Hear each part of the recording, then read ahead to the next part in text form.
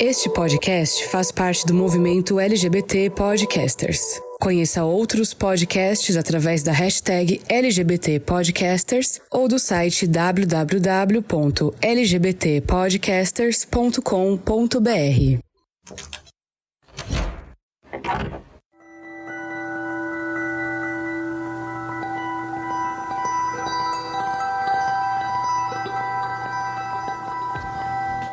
Olá, queridos forasteiros, sejam muito bem-vindos. Eu sou Fernando Arazão e este é o Fora do Meio, o podcast que faz parte da rede LGBT Podcasters e que você encontra no seu agregador de podcast favorito, no nosso site www.foradomeio.com.br, nas redes sociais como @Fora do Meio Podcast, no Facebook ou Instagram, ou Fora do Meio Pod no Twitter. Lembrando sempre que você pode colaborar conosco com sugestões de pauta, com sua mensagem, através do e-mail foradomeiopodcast@gmail.com.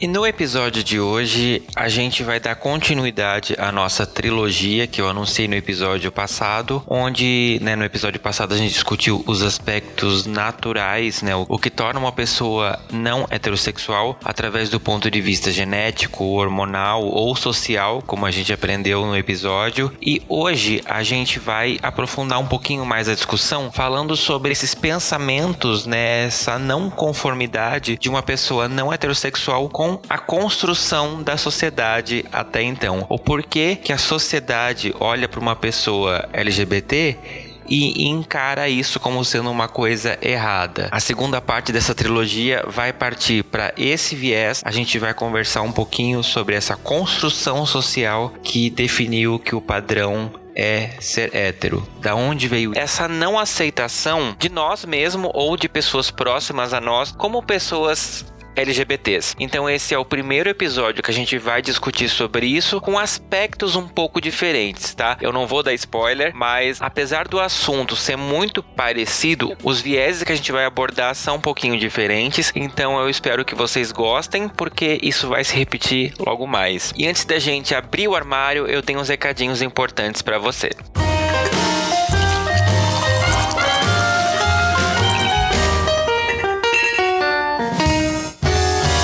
Café Kadama, o café de todos.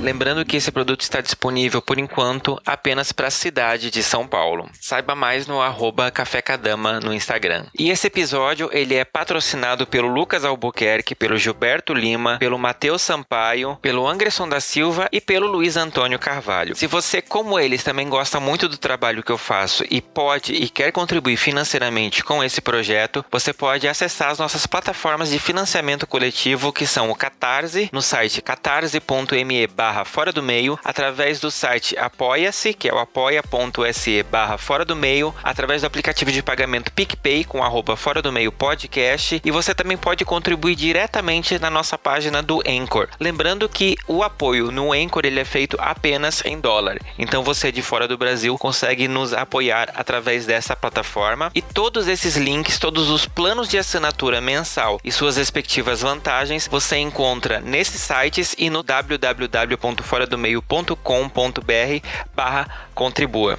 Confere lá e saiba como se tornar um patrocinador do Fora do Meio. Você também pode nos ajudar se inscrevendo nos agregadores de podcast onde nós estamos presentes, se inscrevendo no nosso canal do YouTube, curtindo os vídeos que a gente posta, fazendo comentários. E se você nos escuta através de algum aplicativo Apple ou iTunes, você pode acessar a nossa página do iTunes, nos dar 5 estrelas e fazer um comentário, porque esse critério a Apple usa para definir que nós somos um conteúdo relevante e que ela deve mostrar para mais pessoas. Isso também vale para o YouTube quando você comenta, quando você dá um joinha, quando você se inscreve no nosso canal. Então eu espero muito que vocês colaborem comigo dessa forma também. Essa forma não custa nada. E então, sem mais delongas, bora abrir esse armário, porque esse papo tá muito importante. Bora lá?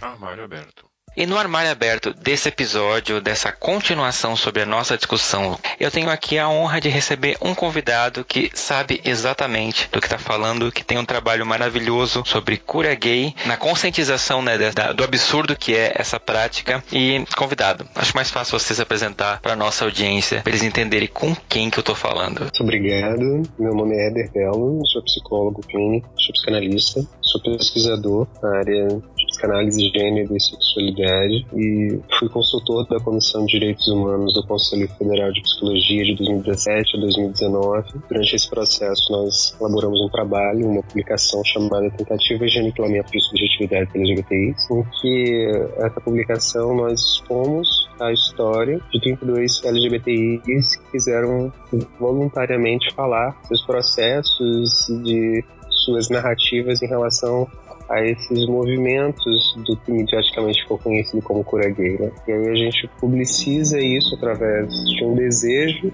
que essas pessoas têm para poder falar um pouco sobre como esses procedimentos se dão.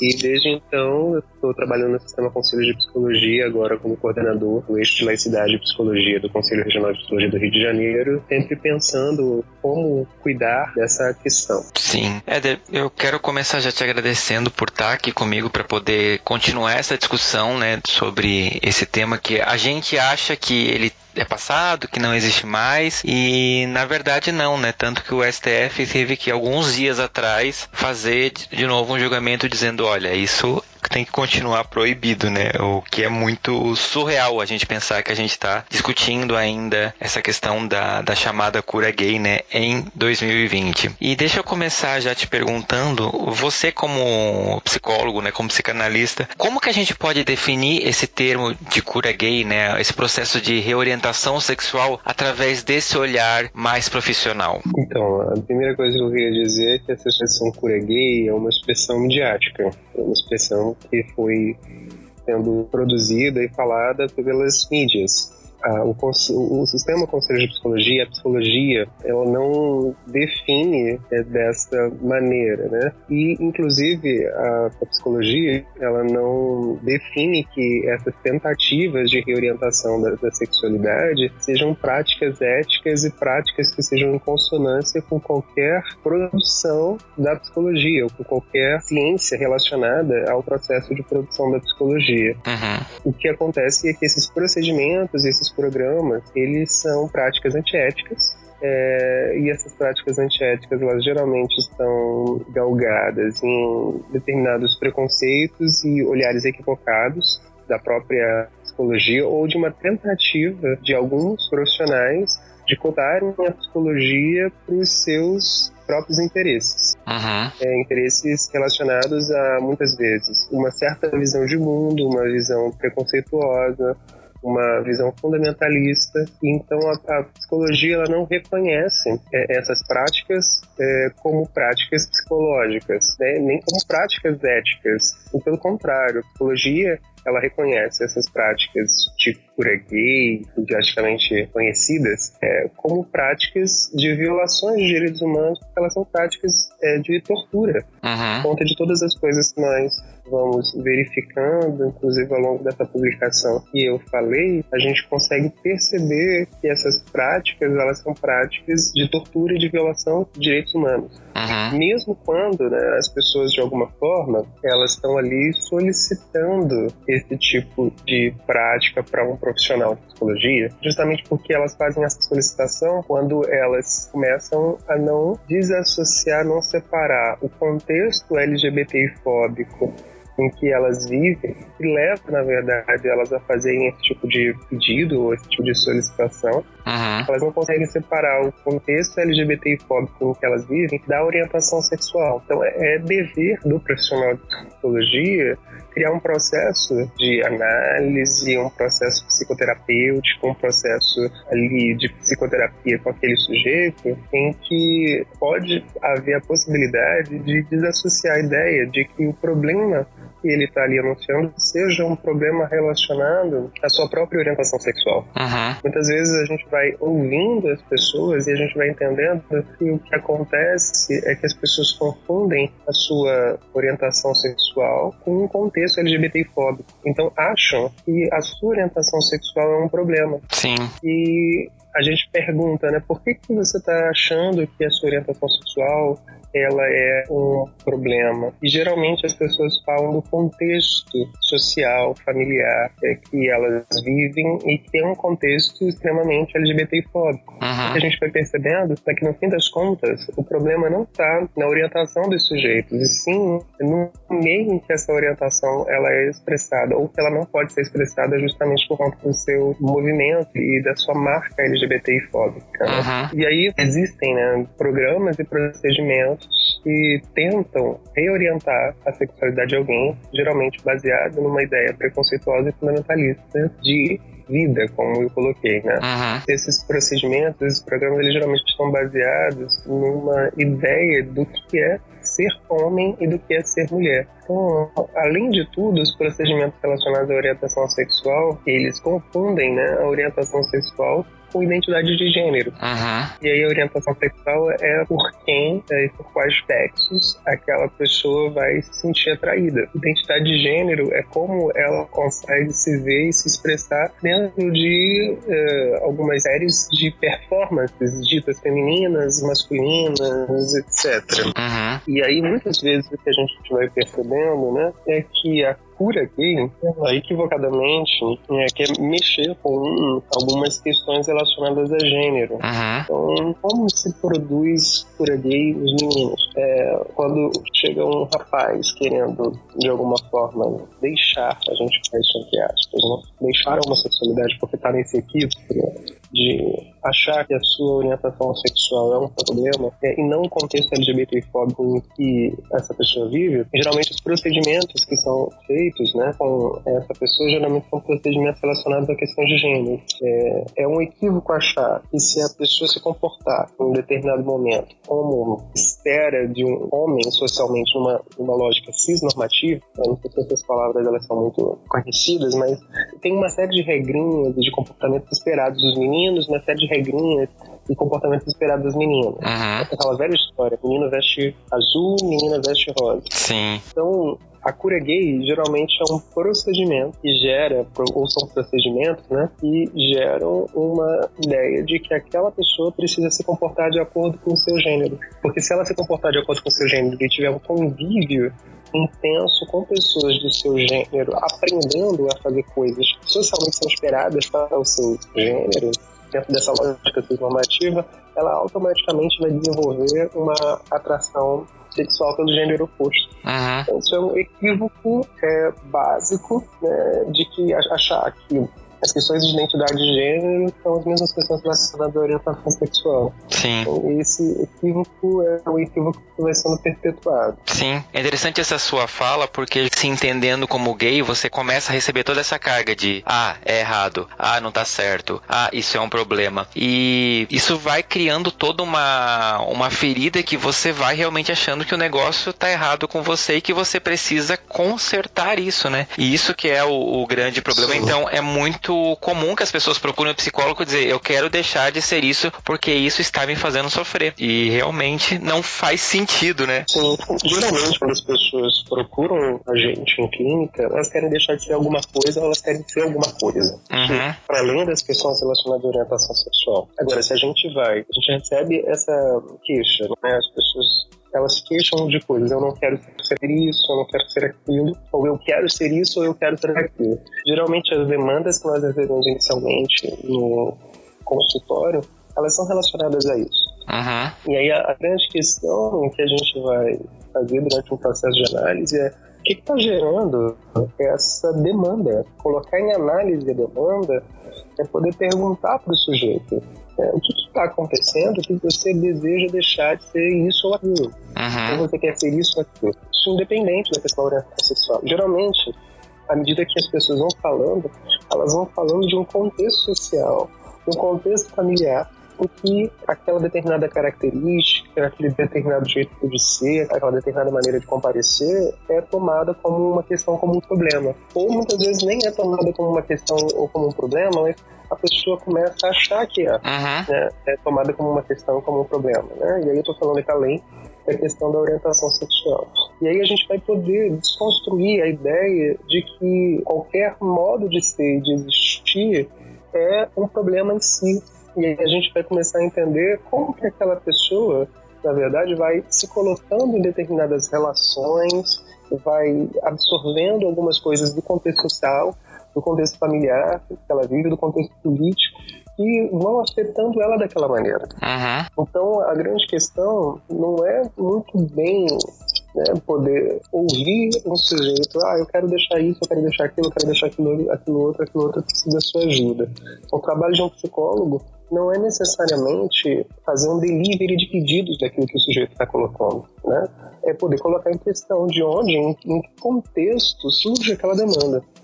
Justamente porque muitas vezes não se trata daquilo, né, que a pessoa chega trazendo inicialmente, que está o sofrimento dela. Quando a gente vai ouvindo essa pessoa e quando a gente não chega, né, com uma carga de preconceitos, uma carga de visões engessadas de mundo, e que a gente oferece uma possibilidade real de escuta, a gente vai entendendo, inclusive, que o sofrimento dela está em outro lugar. Sim. A gente precisa perguntar para as pessoas qual é a sua dor.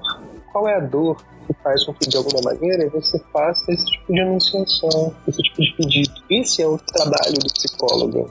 É o trabalho de poder ouvir a dor do sujeito. E aí, ouvindo essa dor, a gente pode cuidar disso. Porque a grande questão não está, de fato, na orientação sexual. A questão, muitas vezes, está sendo colocada num contexto que a gente precisa, de alguma forma, criar uma possibilidade daquela pessoa vivenciar uma diferenciação do seu contexto social, do seu contexto familiar. Porque muitas vezes ela fica identificada ali com alguma coisa violenta. A gente chama muitas vezes isso em psicanálise. Tem um autor de psicanálise chamado Sandor Ferenczi, ele fala que existem muitas identificações com o agressor. Tem um processo de identificação com o agressor. Sim. Que a gente precisa levar em consideração durante esse processo, sabe? Sim. Dessas tentativas de reorientação da sexualidade. Isso falando no contexto em que as pessoas chegam fazendo esse pedido, porque tem uma outra questão que é muito, muito grave também, que é quando as pessoas não fazem nenhum tipo de pedido e elas são internadas compulsoriamente, principalmente em asilos religiosos, em comunidades ditas terapêuticas.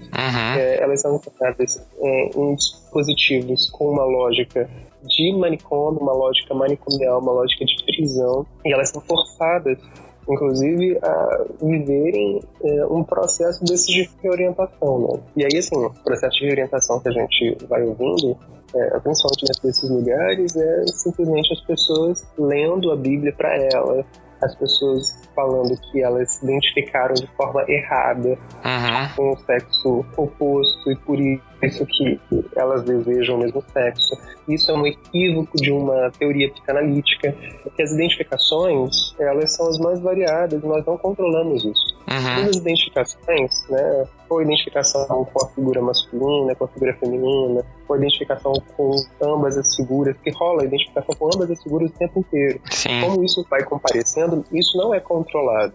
Freud, ele vai dizer que a sexualidade é perversa e polimorfa. Perversa no sentido de que ela se impõe a nós. Nós não escolhemos aquilo que sentimos.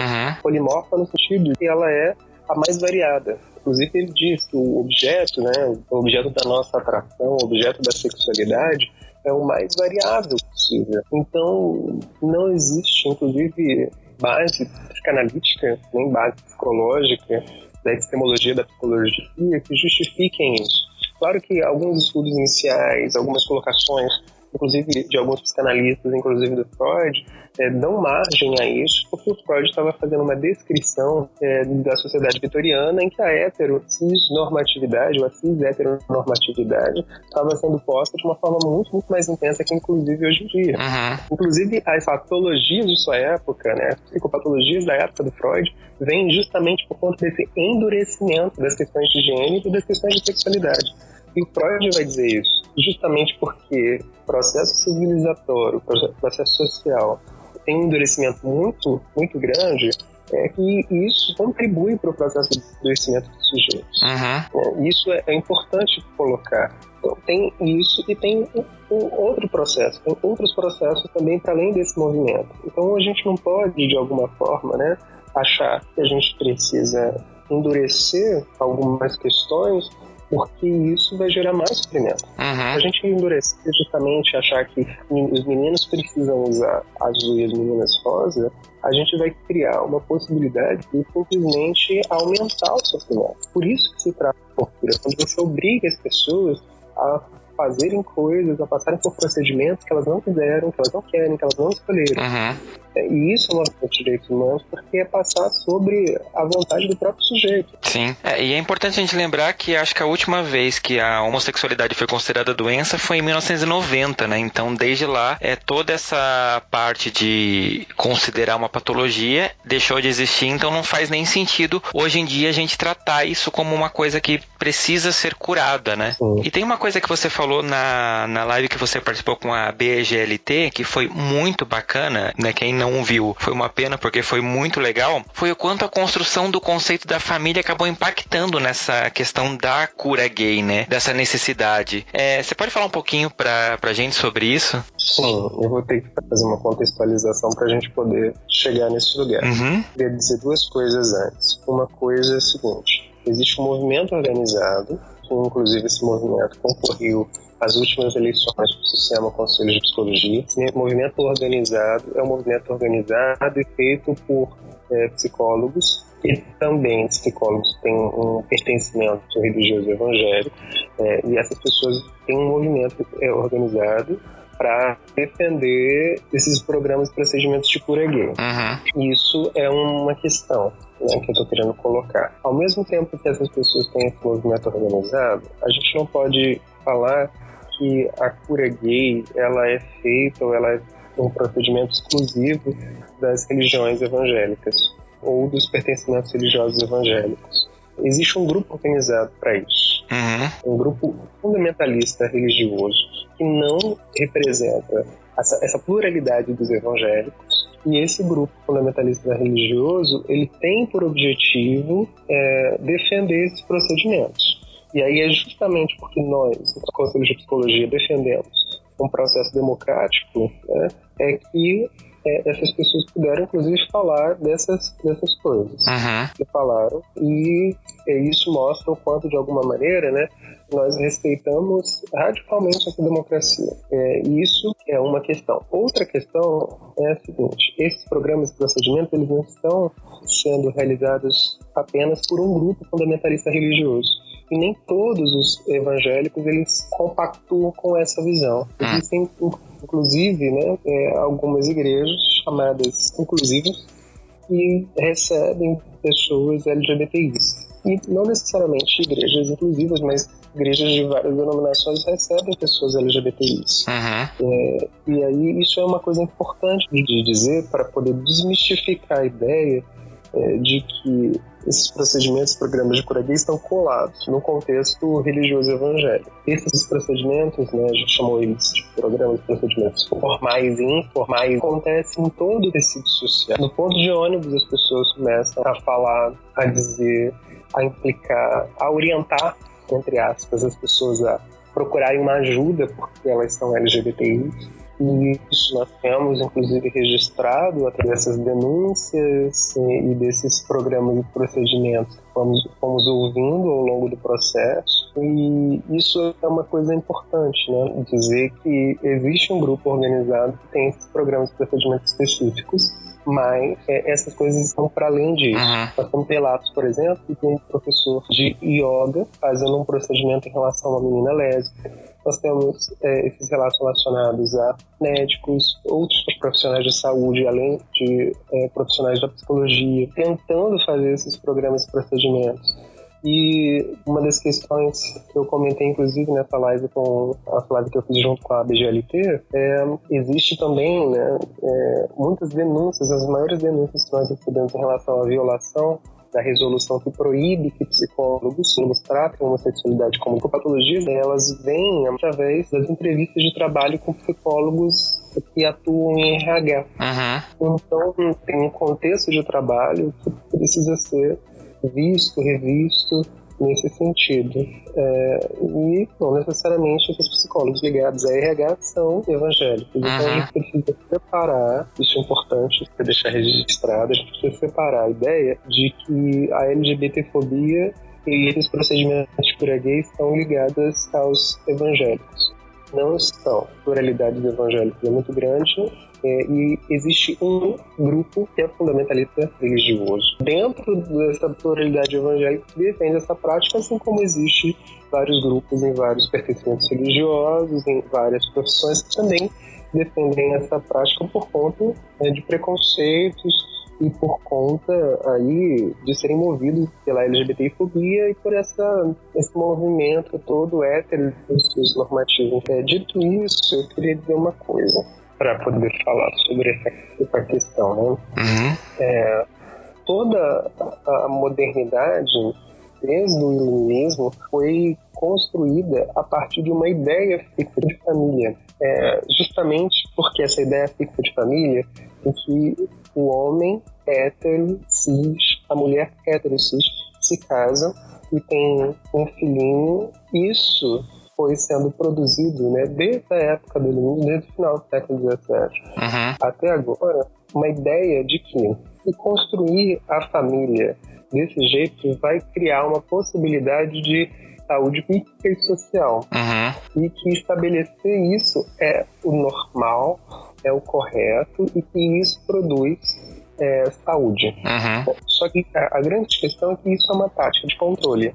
Isso não é, na verdade, uma enunciação de saúde. Isso é uma tática de controle. É uma ideia arraigada de controle e ela muitas vezes é colocada, baseada em alguns preceitos religiosos e principalmente baseada na ideia iluminista de progresso, de ordem e progresso. Inclusive, são as palavras que estão na nossa bandeira. E aí, a favor dessa ideia de ordem e progresso, é importante que os humanos sejam controlados. Essa ideia de controle, né, que é muito explorada por alguns filósofos, como Michel Foucault, por exemplo, criam uma política sobre a vida. Ele chama isso de biopolítica, uma política sobre a vida que tem a ver com o controle dos corpos.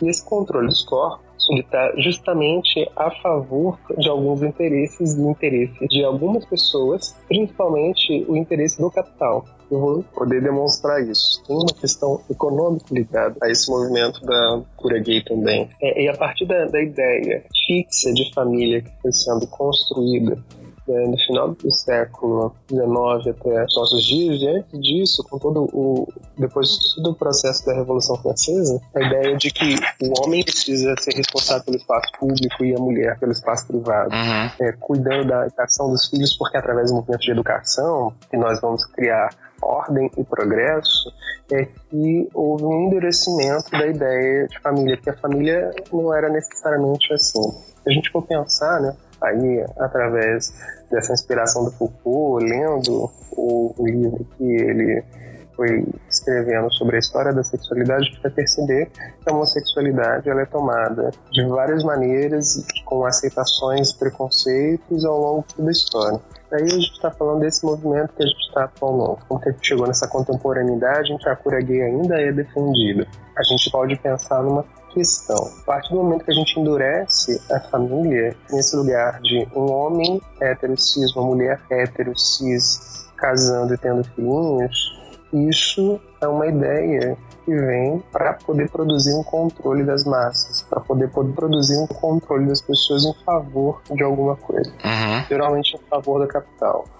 E aí eu vou querer pular um pouquinho, né, nesse momento e dizer que o Freud ele vai se deparar com esse processo, com esse procedimento. E quando ele se depara com esse endurecimento social, como eu coloquei, ele vai ver como esse processo mais endurecido produz adoecimento nas pessoas.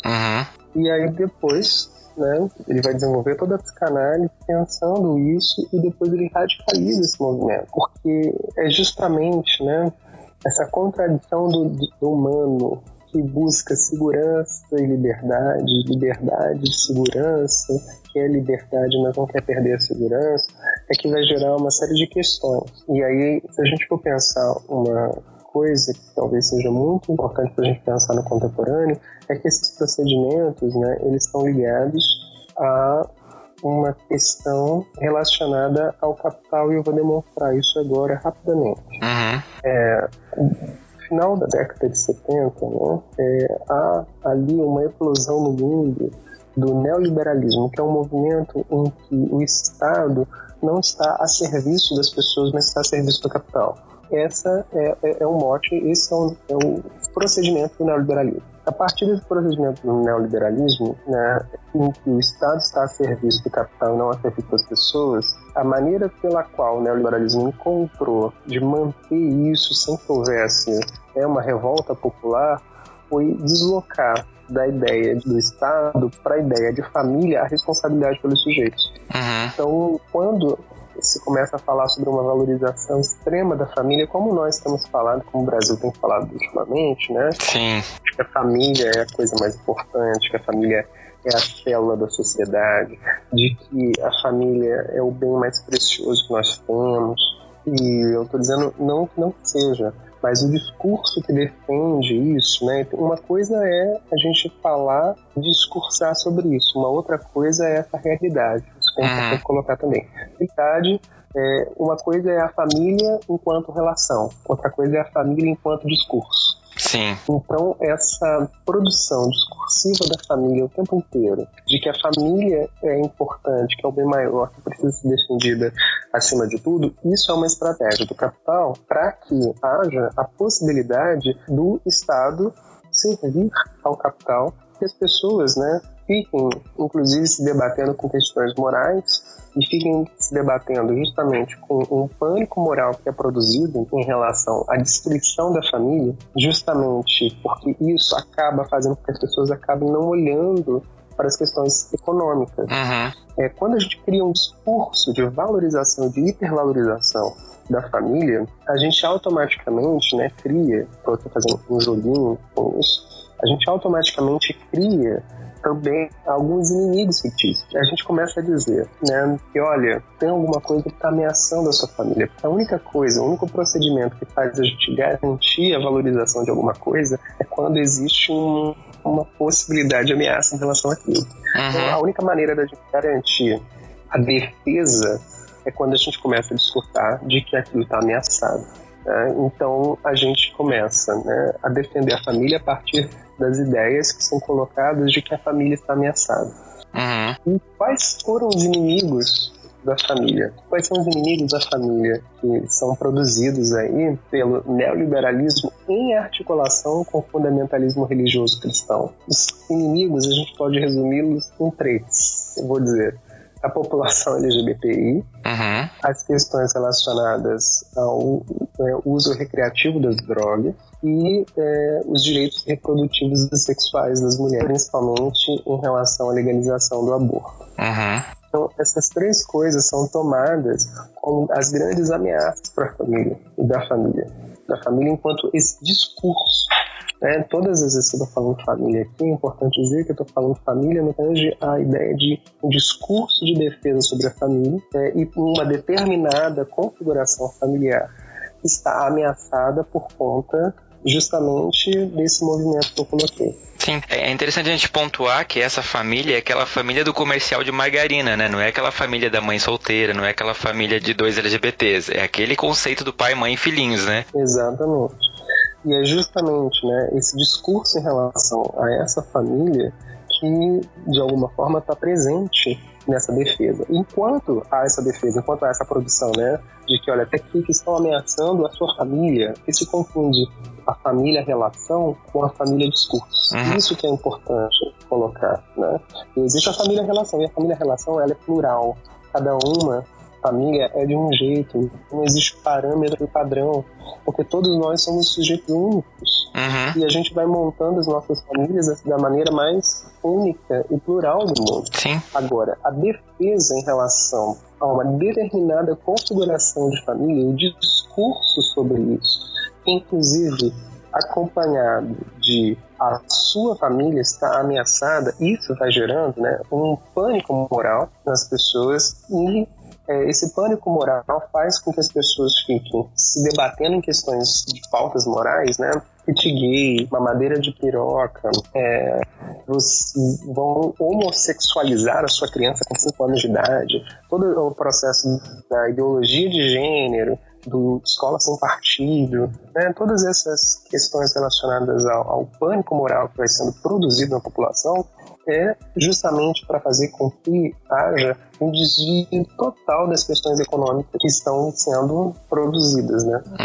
Então, muitas vezes nós, aqui no Brasil contemporâneo, né, nós nos apegamos a questões morais, nós debatemos questões morais, enquanto nós estamos debatendo essas questões morais por conta de toda essa produção do pânico moral, desse discurso em favor de uma determinada configuração de família, isso vai gerando, né, inimizades, um discurso de ódio vai sendo produzido com isso, e enquanto isso, bem ao largo e tranquilamente, questões políticas relacionadas à política econômica e questões relacionadas ao neoliberalismo vão passando.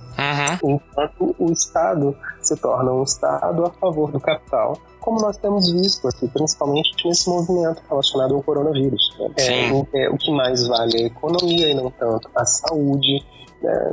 O que vale mais é poder garantir que a economia esteja girando, e a economia para alguns, não para todos, né? Que a economia esteja girando e que a saúde não seja tão a prioridade assim, porque o Estado, né, não está interessado na saúde das pessoas, no cuidado com as pessoas. O Estado está interessado em servir o capital. Não é à toa, né, que as marchas, que os movimentos, né, são movimentos em que tanto a bandeira do Brasil quanto a bandeira dos Estados Unidos, elas ficam ali misturadas. O Estado está declaradamente agora, né, a serviço de interesses imperialistas. E aí o que acontece? A única maneira de fazer com que haja essa manutenção desse interesse imperialista é deslocando o Estado, né, dessa ideia de que o Estado está a serviço das pessoas, para o Estado estar aqui para garantir o bem-estar da sua família. Só que não é da sua família, é um discurso sobre a família. E a única maneira de fazer com que esse discurso sobre a família tenha adesão é a produção de inimigos e de ameaças para as pessoas. E essas ameaças são focadas nisso que eu coloquei, na população LGBTI, no uso recreativo das drogas e na legalização do uso recreativo das drogas, nas questões relacionadas aos direitos reprodutivos e sexuais das mulheres, principalmente relacionada à questão da legalização do aborto.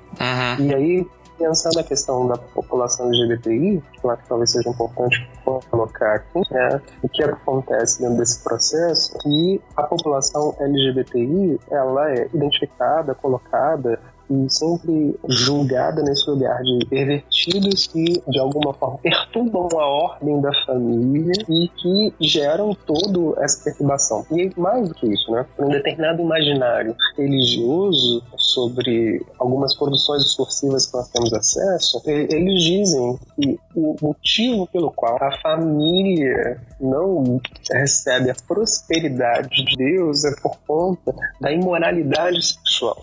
Eles usam a Bíblia, descaradamente, uma leitura fundamentalista, para poder defender a ideia de que o sexo, sem ser o sexo hétero, dentro de uma configuração de casamento, esse sexo, qualquer tipo de prática sexual a não ser essa, ela é condenada por Deus, e porque é condenada por Deus, ela é amaldiçoada e castigada com ausência de prosperidade. Então, esse discurso, ele está ali a serviço do capital, né? E aí a gente consegue perceber que ele está a serviço do capital justamente porque quando as pessoas ficam se debatendo em questões morais, né, e esses discursos religiosos reforçam todo esse movimento, há simplesmente uma tranquilidade do neoliberalismo em tocar o seu projeto de poder imperialista.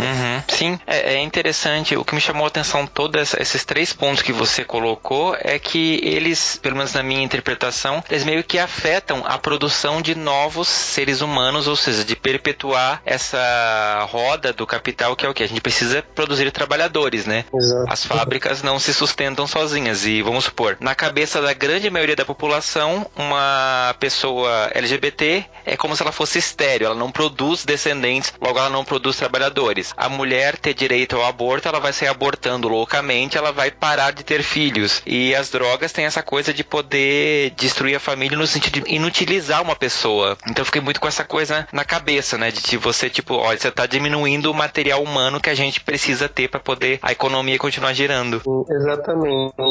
E para além disso, é o seguinte, né? As famílias precisam estar super funcionais e sustentando você, né? Para que elas não façam adesão ou queiram ou comecem a fazer recomendações para o Estado para que o Estado possa socorrer as pessoas. Né? E aí a gente pode ver agora todo o processo de resistência, de dificuldade de liberar o auxílio emergencial para as famílias, porque é o Estado sendo requerido no lugar de Estado mesmo. Sim.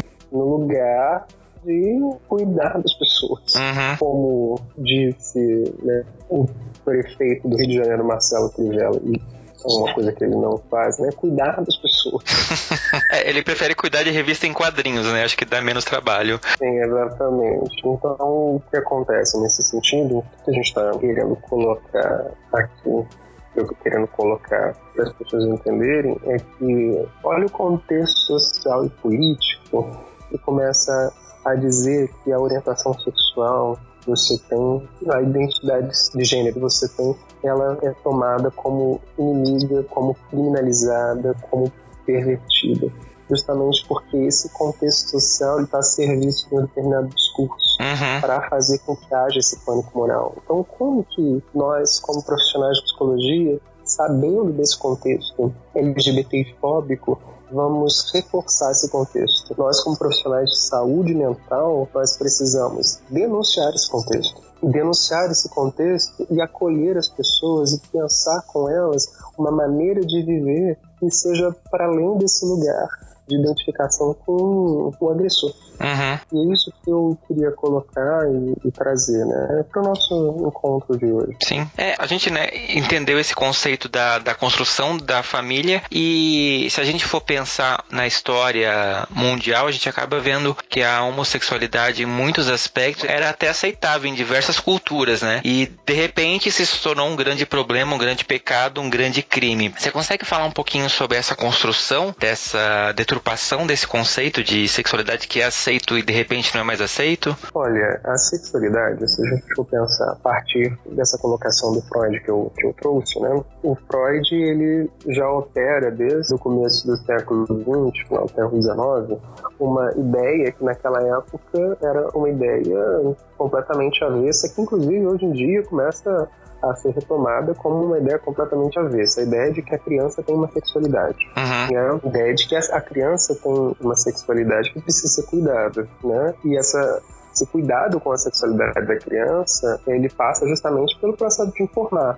Olha, se algum adulto mexer aqui em você, isso não é legal, não foi legal, você pode contar para alguém. Essas informações são importantes. Isso é educação sexual, né? Educação sexual para crianças é justamente um processo para ajudar as crianças a identificarem, né, agressões, violências, abusos, para que elas possam, de alguma forma, cuidar de si, que não fiquem ali, né, aprisionadas num processo de violência e abusos. Eu sei que é difícil esse processo, mas a educação sexual ela está justamente para poder dizer como poder proceder e como cuidar, né, com essas crianças diante de alguma ameaça, de alguma violência sexual. E o Freud falou de uma sexualidade infantil. E essa sexualidade infantil não é bem essa sexualidade ligada à ideia, né, de sexo. Uma coisa é a sexualidade, outra coisa é a relação sexual. A sexualidade é aquilo que atrai, aquilo que excita, aquilo que gera desejo. A sexualidade vai para além dessa ideia de um ato sexual. A sexualidade tem a ver com o movimento de vida, de desejo. E aí tem uma coisa que talvez seja importante dizer. Nós não controlamos a sexualidade. Nós não escolhemos por quem ou pelo que sentiremos atração. E justamente esse movimento assusta. Assusta porque a sexualidade mostra pra gente que a gente não tá no controle o tempo todo da nossa vida. O Freud, ele vai dizer uma coisa que eu acho fantástica. Ele vai dizer que o eu não é senhor da sua própria casa. Aquilo que nos governa é aquilo que nós desconhecemos. E a sexualidade é o grande carro-chefe dessa demonstração. Como nós não escolhemos aquilo que nós nos atraímos, por quem nós nos atraímos, a sexualidade, ela, de alguma forma, pensando, né, por esse lugar psicanalítico, ela vem sofrendo tentativas de controle, controle neurótico. E toda tentativa de controlar a sexualidade, isso incorre num movimento neurótico, né? E é num movimento adoecedor, porque é um movimento que gera sofrimento psíquico. Sim. Uma coisa que eu acho que talvez seja importante entender é que todos nós sentimos dor, angústia, isso faz parte da nossa existência. Agora, a produção de sofrimento é outra coisa. É uma coisa que a gente pode necessariamente não carregar. A gente pode vivenciar as nossas dores e angústias que são próprias da nossa existência, cada um vivenciando do jeito que for possível, né? Inclusive, às vezes, precisando de ajuda de um psicanalista, de um profissional de psicologia, para poder elaborar essas angústias e essas dores. Agora, tem uma produção de sofrimento. E essa produção de sofrimento, que é necessária, ela vem muitas vezes pelo processo ou pela tentativa de controlarem a sexualidade. E aí, quando a gente fica nessa tentativa de controlar a sexualidade, né, a gente geralmente cai no lugar de tentar aniquilar a sexualidade, né? Então, qualquer manifestação da sexualidade que vai fora, né, que sai de dentro de uma ilusão de controle, ela é tida como alguma coisa que precisa ser combatida, que precisa ser controlada e que, por fim, precisa ser aniquilada.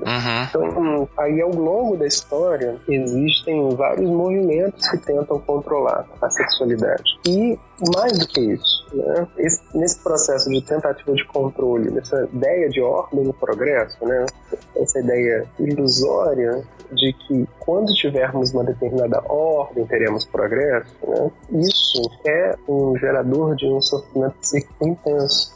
Isso é o que gera o fascismo, é o que gera o nazismo, é o que gera esses regimes totalitários, né? E geralmente esses regimes totalitários, eles estão calcados na ideia de controle da sexualidade, justamente porque a sexualidade é esse carro-chefe de demonstração para nós humanos que a sexualidade é alguma coisa que faz parte de um fluxo que nos atravessa. Coisa do cupido, é uma coisa que a gente é flechado e que a gente não escolhe, né? Então, isso é uma coisa importante também. Porque muitas vezes, eu queria fazer um parêntese aqui, é que muitas vezes, né, a população LGBTI, e não só a população LGBTI, como todos nós, caímos na ideia de que a gente pode fazer alguma coisa para o outro gostar da gente. Que a gente pode fazer alguma coisa para o outro amar a gente, ou então que se a gente fizer uma determinada coisa, o outro vai deixar de amar e gostar da gente. Sim. E aí, ao mesmo tempo que é angustiante, é libertador, e esse é o nosso trabalho enquanto profissionais de psicologia, é dizer, o fato de nós não controlarmos a sexualidade faz justamente com que a gente perceba que não é alguma coisa que a gente faz ou que a gente deixa de fazer, não é alguma coisa que a gente é ou deixa de ser que vai garantir que o outro ame ou não ame a gente. E eu acho que talvez isso seja importante, porque esse é o trabalho que deveria ser feito quando alguém chega e diz assim, eu não quero ser gay. Por quê? Porque ser gay é sinônimo de não ter família, ser gay é sinônimo de estar sozinho, ser gay é contra aquilo que Deus espera de mim. E aí a gente vai conseguir trabalhar a partir do momento que a gente puder anunciar justamente isso que está gerando medo, tá? Mas é justamente pelo fato da pessoa não controlar a sua sexualidade, não controlar aquilo que ela sente, não controlar aquilo que ela deseja, é que não é alguma coisa que ela faz ou que ela deixa de fazer que vai garantir que o outro goste ou não goste dela, porque o outro também não controla aquilo que ele sente. A gente ama por um puro acaso dos encontros, não pelo que a gente faz ou pelo que a gente deixa de fazer. Sim. E toda tentativa de cura gay, ela tá baseada nessa ideia de controlar a sexualidade, e controlar a sexualidade justamente porque no fim das contas a gente quer controlar o amor. Já diria Pink, né, naquela música Stupid Girl, que não é o que você vai fazer que vai fazer as pessoas se atraírem ou não por você. É muito importante a gente pensar nisso. E você falou uma coisa que é interessante agora. Então, qual que é, na sua experiência como psicólogo, como psicanalista, a importância de uma pessoa LGBT que está em sofrimento, né, que está em conflito com a própria sexualidade, que começa a perceber que, abre aspas, tem alguma coisa errada comigo, fecha aspas, vai procurar um psicólogo? Qual que é a importância desse contato, desse acolhimento correto por parte de um profissional? Pois é, a gente tem ainda um equívoco em achar que a gente precisa encontrar profissionais psis que sejam seguros, né? A grande questão, né, é que todos os psicólogos, todas as psicólogas teriam, né, aí dentro de um mundo desejável, pelo menos por mim, pela ética da psicologia, se existisse esse mundo, nós não precisaríamos, inclusive, ter um sistema como seja de psicologia para fiscalizar a profissão, né? Para orientar a profissão e disciplinar a profissão, né? Nós deveríamos ter profissionais que pudessem entender que a sexualidade, independente da orientação sexual, é alguma coisa que não é controlada e que isso não é uma notícia ruim. Ela é tomada como uma notícia ruim. Ai, meu Deus, eu não controlo a sexualidade. Não, isso é uma notícia boa, porque se eu não controlo, eu não tenho que garantir que o outro me ame ou que deixe de me amar. Se eu não controlo a sexualidade, eu simplesmente vou viver do jeito que eu quero viver, do jeito que eu desejo viver. E a partir desse movimento, algumas pessoas vão me amar e outras não. Eu não tenho que garantir que todos me amem, justamente porque isso é impossível. E não tem a ver com uma incapacidade que eu tenho, uma incapacidade, uma falta de habilidade que eu tenho para fazer isso. Não. E aí, a partir do momento que a gente anuncia que, olha, é impossível a gente garantir a possibilidade que o outro ame a gente fica livre. Como eu disse, né, na live com o Henrique Vieira, quando a gente abre mão do controle, a gente encontra a liberdade. A liberdade de escolher tudo que a gente gostaria de ser, tudo que a gente gostaria de viver. Porque é no caminho, né, de construção de nós mesmos que vamos nos deparar com pessoas que nos amem, que queiram estar com a gente ame e queira estar com elas. Então, acho que a grande questão que eu diria para a população LGBTI, né, eu diria que nós amamos por fantasias. E que bom que nós amamos por fantasias. Muitas vezes as nossas fantasias, elas vão bater umas com as outras. Muitas vezes elas não vão bater. Mas só que isso não é um demérito pessoal. Isso é simplesmente, né, um capricho do acaso. E quando nós nos deparamos com o fato de nós não controlarmos as nossas vidas, a gente pode, de fato, escolher uma vida que seja interessante para nós. Não tem vida certa, não tem escolha certa, não tem orientação sexual certa, não tem um jeito certo e bacana de ser LGBTI, né? Existem tantos sexos quanto existem pessoas no mundo. Existem tantas sexualidades quanto existem pessoas no mundo. Nós precisamos aprender a construir a nossa, da nossa maneira. Porque isso vai gerar olhares de amor, desejos, e a gente precisa aprender a entender que a vida é feita, né, dessas perdas e desses ganhos. Claro que nós precisamos criar instrumentos políticos para, de alguma forma, desconstruir todo esse contexto social e político que eu coloquei, mas talvez seja importante, né, entender que a vida, ela é feita de perdas e ganhos, e nós não vamos conseguir fazer nada porque é impossível fazer alguma coisa ou deixar de fazer alguma coisa para que o outro ame ou deixe de amar a gente. Com certeza, isso realmente é libertador. E deixa eu te perguntar uma coisa, tem muita gente que alardeia que tipo, olha, eu sou um profissional que... As pessoas não anunciem isso porque é proibido, né? Mas eles apresentam alguns cases de sucesso, tipo, olha, fulano era gay e agora tá aqui curado, com família, casado, etc e tal. Aí você às vezes vai ver o histórico dessa gay curada, ela era só uma pessoa bissexual e que acaba, né, indo se relacionar apenas com o gênero oposto. Tem uma diferença disso, né? As pessoas esquecem da bissexualidade e acabam apostando isso como uma cura gay. E isso é um equívoco, às vezes, comum, você acha? Olha, isso acontece algumas vezes, né? Justamente porque a sexualidade é um campo que a gente não controla, as pessoas podem se sentirem atraídas por um gênero, 2 gêneros, 3 gêneros, 11 gêneros, enfim, isso independe, né? O fluxo da sexualidade independe.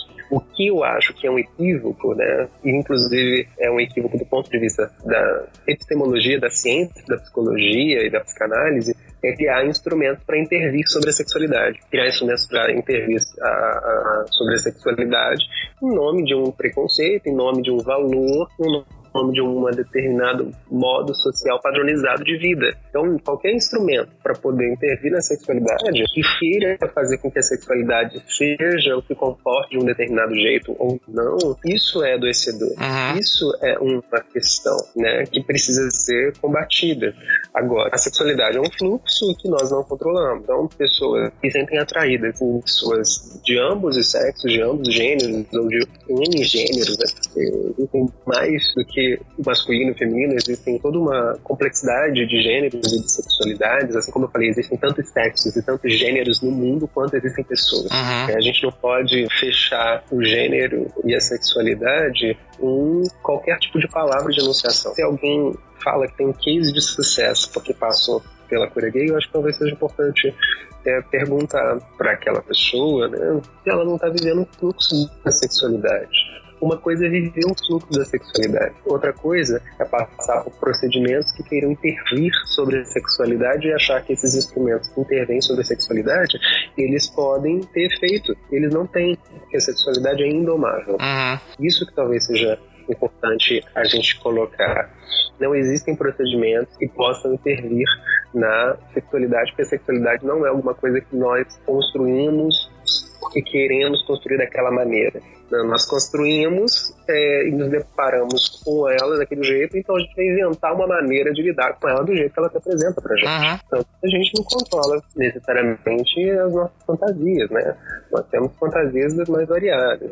E aí o que eu queria colocar para você e para as pessoas que estão nos ouvindo é justamente uma diferença do fluxo da sexualidade, que pode se apresentar das maneiras mais variadas, e processos e procedimentos que intervêm na sexualidade em nome de uma determinada sexualidade. Qualquer case de sucesso nesse sentido, dizendo, não, olha, eu consegui deixar de ser gay, eu consegui vivenciar isso, por que a gente não tem um case de sucesso em relação a eu consegui deixar de ser hétero? Não é? Por que essa questão ela não comparece como uma questão e também importante? Porque você tem uma intervenção para o sujeito deixar de ser gay, deveria ter uma intervenção para o sujeito deixar de ser hétero, caso ele esteja desconfortável com a sua heterossexualidade. Mas nós não ouvimos que as pessoas estejam desconfortáveis com a sua heterossexualidade. E nós não temos notícias de programas e procedimentos que possam ajudar as pessoas que voluntariamente queiram deixar a sua heterossexualidade. Sim.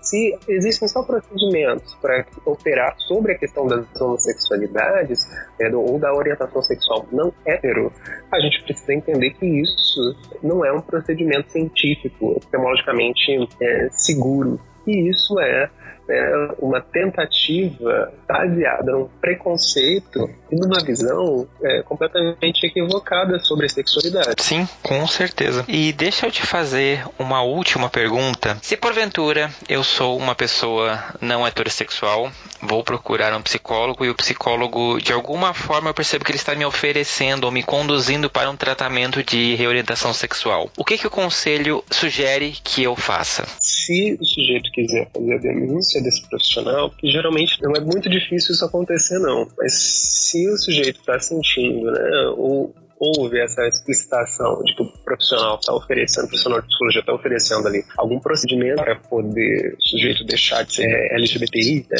Não é só a questão de deixar de ser homossexual, né? Tem todo um procedimento para deixar de ser LGBTI. A gente não pode esquecer que nesse processo a população trans sofre muito, porque esses procedimentos sobre a população trans são muito mais violentos, muito mais ligados a essas lógicas de internação compulsória, enfim, essa internação contra a vontade das pessoas, né? E aí o que eu queria colocar, né, dentro desse processo é que as pessoas podem denunciar pelo Conselho de Psicologia, pegar o nome da pessoa, o registro profissional da pessoa, né? E aí eu acho que é muito importante, todas as vezes que vocês consultarem com profissionais de psicologia, peguem o nome completo dessa pessoa e peguem o registro profissional dela, para saber, inclusive, que essa pessoa está inscrita ali com o número de registro ativo do Conselho Regional do seu estado. Acho que isso é importante.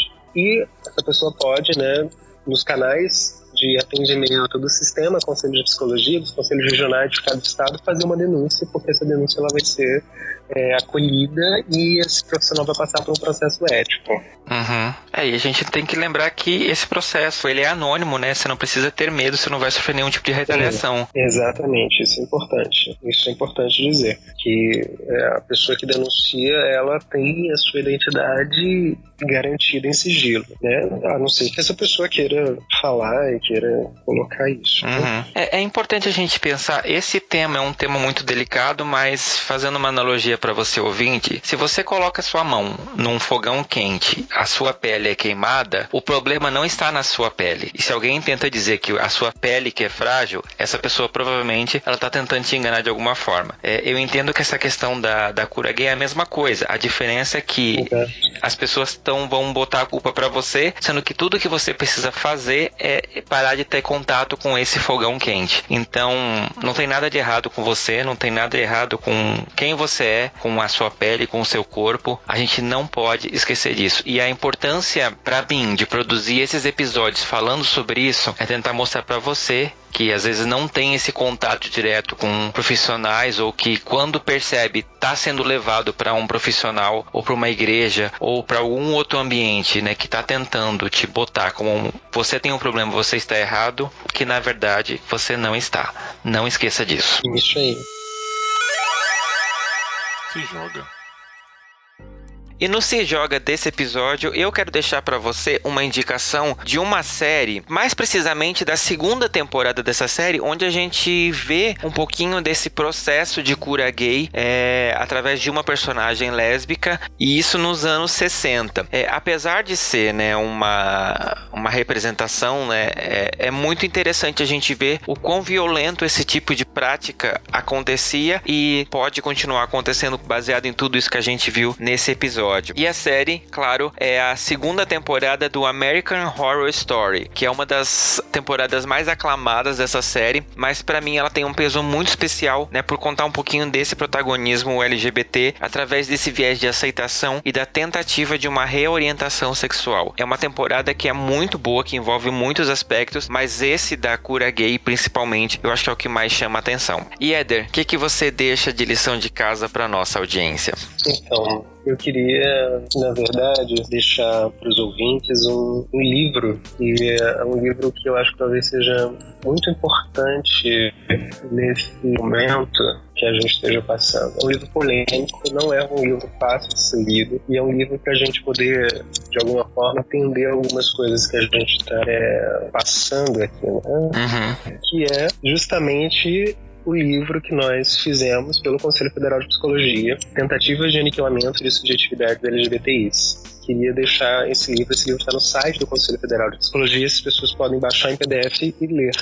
É um livro que conta a história de 32 LGBTIs que passaram por programas e procedimentos, né, de cura gay, aí, entre aspas, tanto procedimentos formais quanto procedimentos informais. Uhum. Eu acho que através da narrativa dessas pessoas, talvez a gente possa entender o quão danoso esses programas e procedimentos são, e também entender um pouco melhor como esses programas e procedimentos são na prática, né? Sim. Então eu queria deixar essa lição de casa. Perfeito. Ouvintes, o PDF vai estar com o link na descrição desse episódio e vale a pena ler. É um livro que tem momentos assim que ele né, te dá um baque, mas a gente não pode deixar de conhecer isso, até porque o conhecimento vai gerar a gente saber identificar e se proteger, né? Exatamente. Perfeito, Éder. Eu quero te agradecer demais pela sua presença aqui. Foi muito bacana, foi muito enriquecedor. De verdade, você é um profissional que eu admiro pra caramba. Você não imagina o quão contente eu tô de ter você aqui pra conversar comigo nesse episódio sobre esse tema. Obrigado de verdade. Obrigado pelo seu convite, obrigado por estar aqui, obrigado por me ouvir, me suportar durante esse tempo aqui falando. Não, mas eu gosto muito do jeito que você fala, que você explica, assistir, né, as lives que você faz. E, gente, por favor, sigam o Éder nas redes sociais, porque ele a sua didática falando sobre esses temas é muito bom. E eu acho que é isso que às vezes falta. A gente acaba vendo muitas coisas tão técnicas, tão detalhadas, tão maçantes, e ter um profissional como você consegue falar a nossa linguagem, faz toda a diferença. E conta pro pessoal de casa como que eles te acham na internet, nas redes sociais. Olha, se vocês quiserem me seguir no Instagram, meu nome é Éder, com H-E-D-E-R, Belo com 2 L's. B de bola, Belo com 2 L's. Tô lá no Instagram, geralmente eu anuncio coisas que eu faço, lugares que eu vou, palestras que eu vou dando, e lá tem os meus contatos também, e-mail e WhatsApp. Se vocês quiserem entrar em contato comigo por lá, estou, enfim, à disposição para ouvi-los e acolhê-los da forma como vocês quiserem se apresentar. Muito bom, muito bom. Gente, sigam, de verdade. É uma recomendação que eu deixo. E Éder, brigadão, de verdade, de coração, você foi fantástico. Obrigado, querido. Obrigado pelo convite, obrigado por conseguir me ouvir durante esse tempo, né? Falamos bastante coisa, enfim. E aí eu sei que às vezes não é muito fácil ficar ouvindo isso tudo. Não, mas é um tema que é importante. Eu tenho certeza que os ouvintes gostaram. Ouvintes, depois vocês contem pra ele o que vocês acharam desse episódio, hein? Tá ótimo. Muito bem. Lembrando sempre que você pode seguir esse podcast, né? Me acompanhar através das redes sociais, no @Fora do Meio Podcast no Facebook ou Instagram, ou Fora do Meio Pod no Twitter. Manda um e-mail, conta pra mim a sua história, fala o que você achou desse episódio no fora do meio podcast@gmail.com, ou através do nosso site www.foradomeio.com.br. Eu quero agradecer demais você que ouviu esse episódio até aqui. Entre em contato comigo, eu aguardo vocês. Obrigado, querido. Tchau pra você, deixa um tchau pra todo mundo. Bro Messenger. E no Bro Messenger desse episódio eu vou compartilhar com vocês algumas mensagens que eu recebi. Eu vou começar com a mensagem que eu recebi lá no nosso Instagram, o @Fora do Meio Podcast, do Marlon. O Marlon diz o seguinte: Oi moço, finalmente consegui terminar todos os episódios do podcast. Queria te parabenizar pelo trabalho. Eu tenho ansiedade e seu podcast tem ajudado bastante. Quando ouço indo ao trabalho, eu consigo me desligar por um tempo e meus dias têm sido cada vez melhores. Enfim, parabéns de verdade. Você merece todo o sucesso do mundo.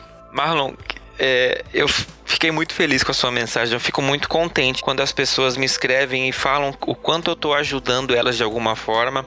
Eu quero que você saiba que eu espero continuar, né, podendo te ajudar. E você e todas as pessoas que têm algum tipo de ansiedade, que se acalmam através das coisas que eu falo, através desse podcast. Eu espero de coração que você esteja bem, que você fique cada vez melhor, e conte comigo para continuar produzindo aqui um conteúdo de qualidade para poder te ajudar e ajudar todas as pessoas que acompanham Fora do Meio, tá? Aqui, de verdade, ninguém solta a mão de ninguém. A gente passa um álcool gel e tá tudo certo. E uma outra mensagem linda que eu recebi foi do Paulo. O Paulo mandou através do nosso site, da caixinha lá de mensagens do nosso site, e ele diz o seguinte: conheci o podcast nessa semana, a 1ª de maio, e estou maratonando. Tenho 52 anos, moro no Rio Grande do Sul, em Gravataí, e já costumo ouvir vários podcasts. Contudo, triste constatação, este é o primeiro no qual não me vejo classificado como velho, antiga, gay vintage, e outras denominações que, creia-me, saíram da boca de gays que se dizem desconstruídos e sem preconceitos. É bom demais perceber que vocês não estão focados em lacração e em ganhos de like ou biscoito. Parabéns pelo trabalho maduro, sensato e para todos. Paulo, muito obrigado pela sua mensagem. Eu quero aproveitar e mandar um beijo pro pessoal do Rio Grande do Sul. E te respondendo, eu quero dizer que não é o meu objetivo com esse podcast ser lacrativo, ser uma pessoa que cria conteúdos ou fala coisas atrás de likes, atrás de ser reconhecido dessa forma. Nunca foi meu objetivo, não vai ser. Se porventura virar a ser, vocês por favor me cancelem, vocês estão autorizados a isso, porque eu acho que o mais importante de produzir um podcast desse jeito que o Fora do Meio é produzido, onde eu paro para pensar a pauta, onde eu paro para poder entender de que forma eu posso contribuir e melhorar um pouquinho a vida de cada um de vocês. Eu não tenho interesse em ser um discurso fácil, em falar coisas que caiam no gosto popular de forma rápida e eu ter um crescimento rápido do podcast baseado nisso. Não é meu perfil. como pessoa e com certeza não é o perfil desse podcast. Eu prefiro ter um crescimento mais lento, mas que de alguma forma eu vá criando qualidade de conteúdo e qualidade dos ouvintes que me acompanham. Eu quero que vocês se sintam representados e fazendo parte disso aqui junto comigo. E por isso mesmo não é meu objetivo fazer conteúdos que sejam fáceis, que ataquem pessoas, porque isso, querendo ou não, é o que cai no gosto popular, né? Falar mal das pessoas,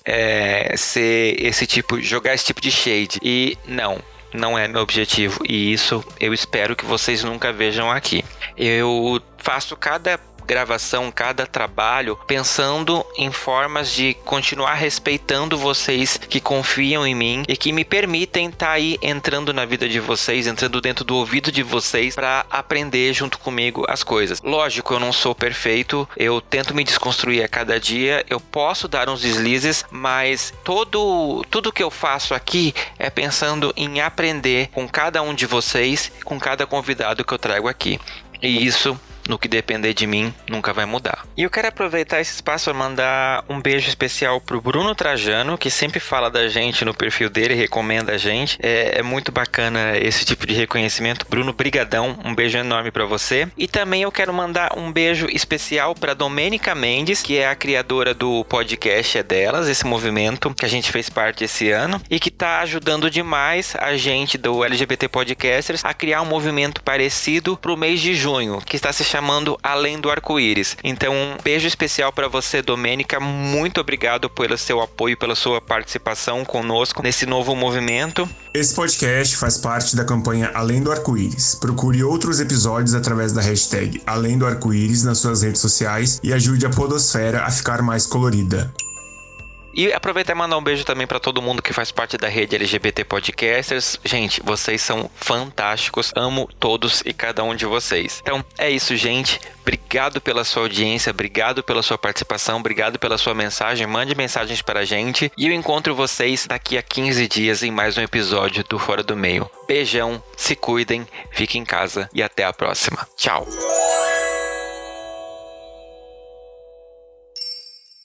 Este podcast faz parte da Podcast. Conheça os demais programas da rede acessando podcast.com.br.